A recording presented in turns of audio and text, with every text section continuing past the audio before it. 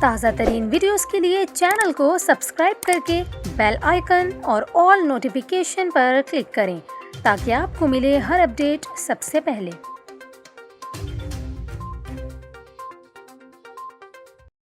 آپ کو اہم خبر سے آگاہ کریں، وزیر پیٹرولیم نے موسم سرما کے دوران ملک میں گیس کی قلت کا انتباہ جاری کر دیا۔ وزیر مملکت برائے پیٹرولیم مصدق ملک نے کہا ہے کہ گزشتہ سال کی طرح اس موسم سرما میں بھی قدرتی گیس کی قلت برقرار رہے گی، جس کا مورد الزام انہوں نے سستی مائع قدرتی گیس کا معاہدہ کرنے میں ناکامی اور گھریلو گیس کی پیداوار میں بہتری نہ آنے پر عمران خان کی حکومت کو ٹھہرایا۔ انہوں نے کہا کہ متبادل ایندھن کے طور پر مائع پیٹرولیم گیس سلنڈر کی فراہمی کو یقینی بنانے کے لیے ایک مؤثر گیس لوڈ مینجمنٹ کو حتمی شکل دی جا رہی ہے۔ مصدق ملک نے کہا کہ تیل اور گیس کے شعبے میں تمام سرکاری اداروں سے کہا گیا ہے کہ وہ LPG کی فراہمی کا بندوبست کریں۔ تاہم انہوں نے دعویٰ کیا کہ آئندہ موسم سرما کے لیے گزشتہ سال جتنی گیس کی مقدار کا انتظام کر لیا گیا ہے۔